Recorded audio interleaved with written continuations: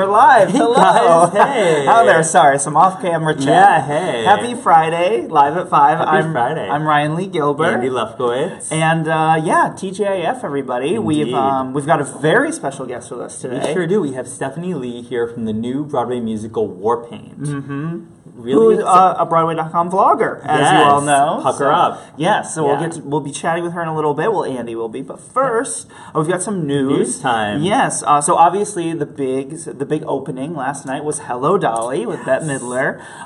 We did a great roundup of photos and Instagrams from that big party and opening night, all admiring the tremendous talent that is Bette Midler. A lot of star power on stage and off last night. Everyone came out to celebrate her, and check that out.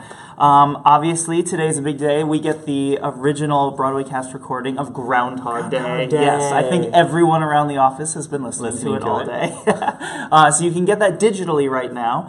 But speaking of cast recordings, it was announced that Charlie and the Chocolate Factory, which I just saw and I really enjoyed. I saw it as well. That's right, we were there on the treat. same night. Yeah. So much fun. Bring the kids. Absolutely. Christian Borle is a hoot. They're getting an original cast album, and that will be digitally available on June 2nd. Then you can get it in stores on June 23rd. And then there's an off-Broadway musical, The Lightning Thief. Yes. With Chris McCarroll. The Percy Jackson musical. Yes, right. Chris McCarroll, who was in Les Mis. They are also getting an original cast album, and that will be released on June 30th. Nice. So make sure you pick all of those up. Start listening. So the London premiere of Mel Brooks' Young Frankenstein announced all of their casting, and this is Susan Stroman is coming back, recreating her direction and choreography that she did for the Broadway production. And they announced some casting, and we've got Hadley Fraser, Summer Stralin, Ross Noble, Diane Pinkleton, and Leslie Joseph will be joining that cast. And something that's kind of cool is Summer Stralin is playing the role originated by Sutton Foster, and she also created the role that Sutton created in Drowsy Chaperone in London. Right. So she's they just mirror one another. Yeah, that's kind of neat. Juicy roles. So excited to hear about that production.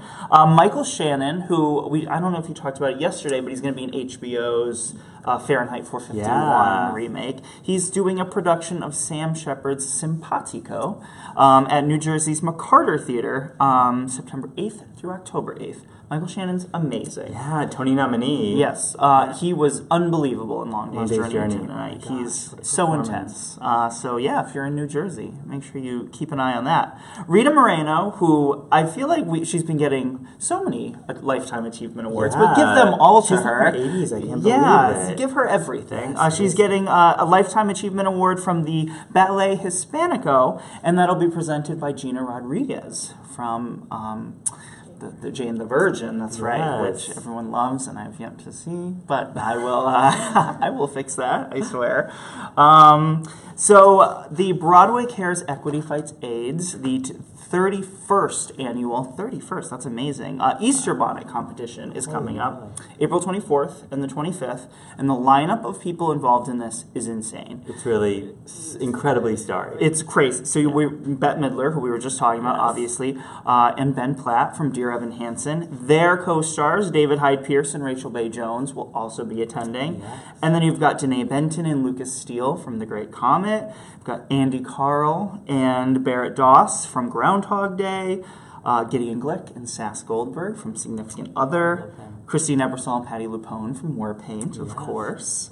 And Nick Kroll and John Mulaney from Oh Hello. And many more will all be attending this. It's an amazing incredible lineup. Right. It's such a fun event. They really do make a blast out of it. And it's Easter. Pastels, candy, big bunnies. Can't beat it. Fantastic. There is a new Broadway.com Culturalist challenge that just went up. Obviously, this week it was announced the Tonys will be hosted by Kevin Spacey. Yes. And so the Culturalist is choose the roles that you would want Tony host, Kevin Spacey, to take on that are currently on Broadway. Any top picks? Anything? Oh my goodness! I guess the first one to come to mind would probably be, I think one of the two gentlemen's roles in Warpaint would be a good fit. That would be. Also, I thought he'd make an amazing Willy Wonka. Ooh, not to take anything away from Christian Borle, of course. Right, but I would love to see a Kevin Spacey Willy Wonka. Yeah. But choose a way. Indeed.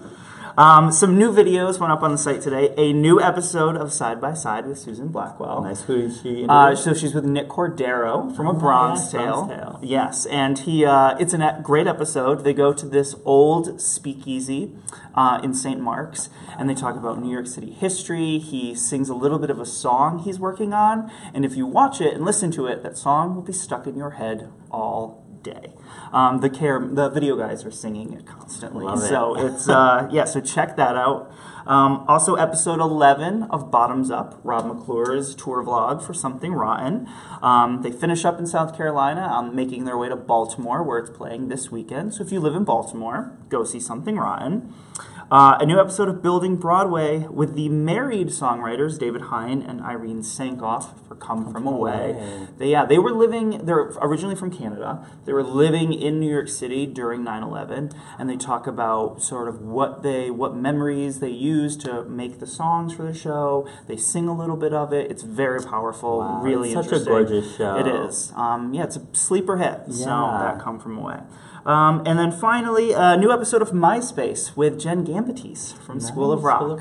Yeah, she shows off some photos, a puzzle she's working on, some Girl Scout cookies.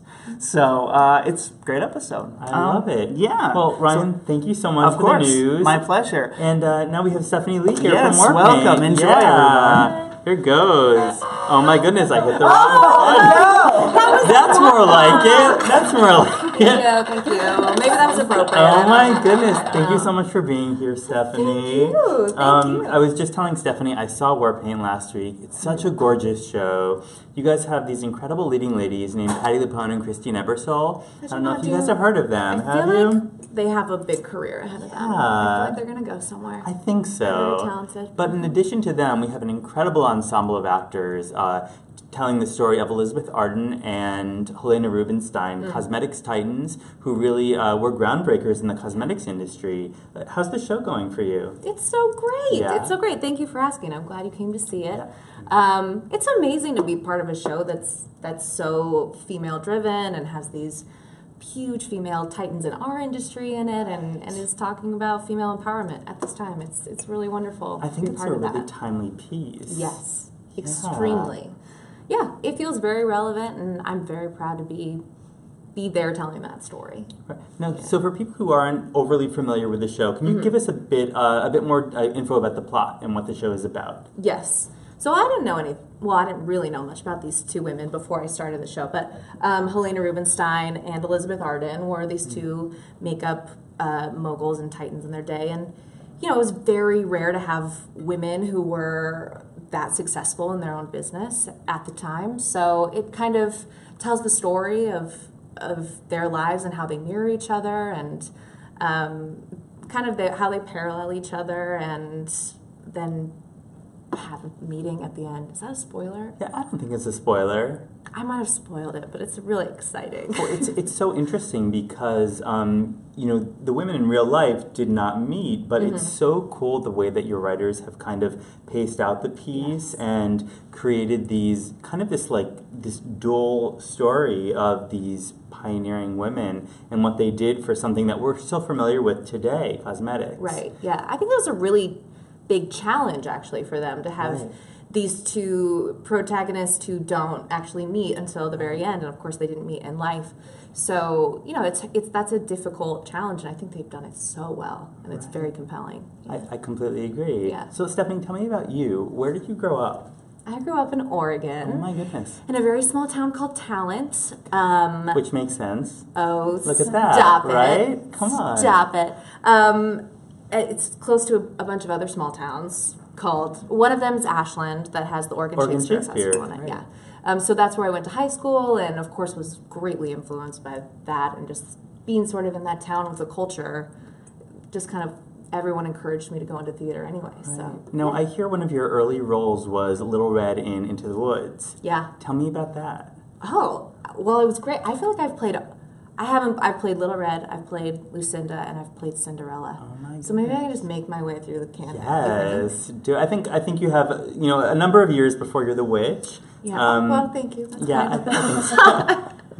But no, that's a great show. So that kind of kicked off your desire to be in the theater. I feel like that was one of the first shows that I was really like, yes, this is, because I grew up playing sports. Oh, cool. I was a sporty person, and but I always sang. And then somewhere along the line, you know, I started to do plays because that's what everyone did, and I completely fell in love with it. I fell in love with being on stage and expressing myself in that way, and it was yeah, here I am today. So And you went to Carnegie Mellon, right? I did, yeah. So how was that experience for you? Crazy. Yeah. No, it was great. It was wonderful. It was a very intense experience because it's a very intense training program, and you know, I started off, there were 3 girls in my class, so it was a very intimate group of people, and you know, it's such a funny time of life anyway, because it's the first time you're like away from your parents, and it's the first time you're with friends, and at the same time you're devoting all of your attention to studying your craft. So really, I mean, it's a hugely informative time in my life. Now, tell me about your first role on Broadway. I played Mary Poppins. That was my Broadway debut. Oh my gosh. Yeah, it was, I mean, come on, it was amazing. I remember very clearly the flight at the end of the show. Mary Poppins takes a flight over the house and over all the audience. And I had about like 20 people there to support me on my opening night, including my parents. And, you know, it was like when the lights come down when you're flying, so they come down on the audience. So you can actually see the audience, which is kind of rare because most of the time really you have lights in your innovative. face. Yeah. It was incredible. So, you know, I was like flying with my umbrella in my bag, and I'm like looking at my parents and crying, and they're crying. The tears are like falling down onto your folks. Yeah, right? exactly. Yeah. Yeah, so it was, I mean, it was magical. I mean, that's so cliche, but it kind of was. Right. No, so I have to say, I loved all of Warpaint, but there's this incredible number in Act 2 called Fire and Ice that you're a part of, and it's just kind of this like wallop that it feels so necessary in the show. Tell me about that number and being a part of it. Yeah, well, Fire and Ice is my favorite number. It's so fun. So it's based off of this ad campaign that actually happened, a Revlon ad campaign with Dorian Leigh, who I play, called Fire and Ice. And it was the launch of this color of nail polish, and it had sort of this ad with it, like, you know, asking all these questions. Do you like, in the show we've changed the lyrics, but like, do you like to dance with your heels off, but wear them to shop at the store? And it actually has that, like, the questionnaire that you would fill in, and if you were sort of like risky and risque, then you were a Fire and Ice girl. And people say it was like extremely monumental ad campaign. Right. So we sort of musicalized it and made it into a number. It's a really cool number. Yeah, and I get to wear this gorgeous dress. Kathy Zuber is, oh my goodness, I mean, her work in this legend. show is so amazing. She puts me in the most beautiful clothes. The last show I did, Gigi, she also designed and put me in gorgeous clothes, so I feel very spoiled. How marvelous. Yeah, but yeah, so that, you know, I get to wear this like silver gorgeous long gown with this like luxurious red cape, which is modeled after the actual ad campaign, but it's, you know, you feel very sexy and like throwback, and it's super fun. What I love about Warpaint is it's taking a part of history that a lot of folks might not be familiar with and making it into this very modern musical. I think that's why it's just a unique fit for today's landscape on Broadway, and I love that. I totally agree. Yeah. I think it's very, it's has the classic musical feel, which is really nice, but at the same time has its own updated twist to it. You know, it's innovative music. It's telling a story that, like I said, I think is timely. And, so, you know, it feels old and new at the same time. Right. Now, what does it mean to you to be on stage with Patti LuPone and Christine Ebersole? Yeah, that's amazing. I do have multiple moments where I stop and I'm like, oh, I'm actually a part of history right now. You know, it's so easy to take it for granted when you're working with them every day, but you know, you step back and you realize that this is a historical moment, having these 2 women on stage together, acting together, and I'm in the rehearsal room with them. I mean, it's something I will tell my grandchildren about, so that's pretty cool. Oh, Nikos says happy birthday to Patti LuPone, because today is Patti LuPone's birthday. It is! Are you guys going to do anything special for her tonight? Yeah. What I'm are you giving guys her a doing? lap dance. I love it. No, I'm sure she'll be very pleased. no. I'm sure she'll be very pleased. Yeah, I'm sure. We're going to have a big blowout. I'm taking her out for shots afterwards. That is awesome. I love it. Elise wants to know, if you were given the chance, which Disney princess would you like to play? Oh, that's a good That's a really good question. Well, I was always partial to Belle. I mean, growing up, she was sort of my favorite. Ooh, that just seems so, like... Too easy? Easy right now. I don't know. What are some... I mean, Moana, I'm really into. That music is beautiful. I like listen to it like every morning. Oh my it's gosh. kind of embarrassing, but I do really, really like it. And she's pretty like awesome. Yeah, maybe she's Moana. really hip. She's really hip. She's strong. She's empowered. She's finding herself. Can we make this she's happen, on a Disney? journey. Come on. I look exactly like Moana. Yes, come on. No, don't ever do that. That's a terrible idea. Leah wants to know, what was your favorite part about originating roles in Warpaint? Oh, good question. Yeah.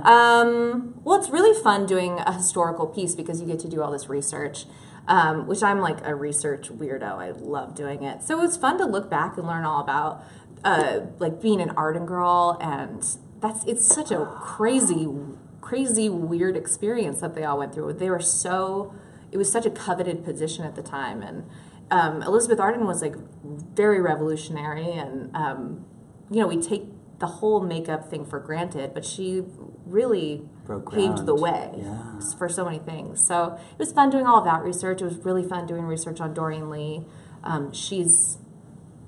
Read her memoir. Right. It is a good read. Oh my gosh. Yeah. Joseph wants to know, if gender, age, and race were no option, what role would you love to play?